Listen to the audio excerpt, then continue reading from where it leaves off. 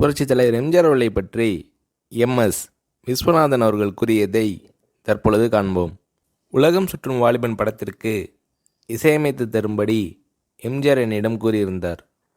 பின்னர் அந்த வாய்ப்பை வேறொருவருக்கு கொடுத்துவிட்டு அவரது பேரிலே அந்த விளம்பரம் வெளியானது.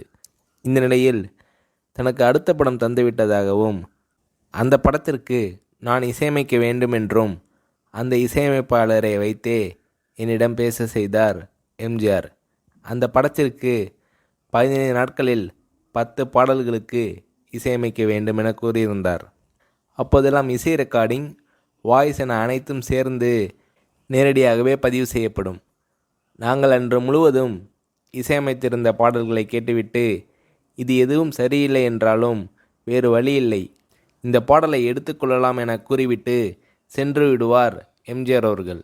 எனக்கு இரவு முழுவதும் உறக்கமே வராத நிலையில் மறுநாள் மீண்டும் சில பாடல்களை இசையமைத்த பிறகு அதனை கேட்ட எம்ஜிஆர், நேற்றைய பாடல்கள் கூட ஓரளவுக்கு நன்றாக இருக்கும், இன்று அப்படி இல்லை, என்ன செய்ய முடியும், இந்த பாடல்களை எடுத்துக்கொள்வோம் என கூறிவிட்டு சென்று விடுவார். ஆனால் வேறு வழி இல்லாததால் நாம் எந்த பாடல்களையும் விட வேண்டாம் எனவும் எல்லா பாடல்களையும் எடுத்துக்கொள்ளலாம் என்றும் கூறினார். அதன்படி நான் இசையமைத்த 10 பாடல்களையும் எடுத்துக்கொண்டார் எம்ஜிஆர் அவர்கள். பின்னர் என்னை தொலைபேசியில் அழைத்த எம்ஜிஆர் அவர்கள் பாடல்களை இசையமைத்ததற்கான பணத்தை வந்து பெற்றுக்கொள்ளுமாறு கூறினார். என்னுடைய பாடல்கள் நன்றாக இல்லை என்று கூறிவிட்டீர்கள், அதனால் அந்த பணம் எனக்கு வேண்டாம் என்று நான் கூறினேன். ஆனால் அவர் என்னை கட்டாயப்படுத்தி வர சொன்னார். அப்போது அங்கிருந்தவர்கள் அனைவரும் எனது பாடல்கள் மிக அருமையாக இருப்பதாக பாராட்டினார்கள்.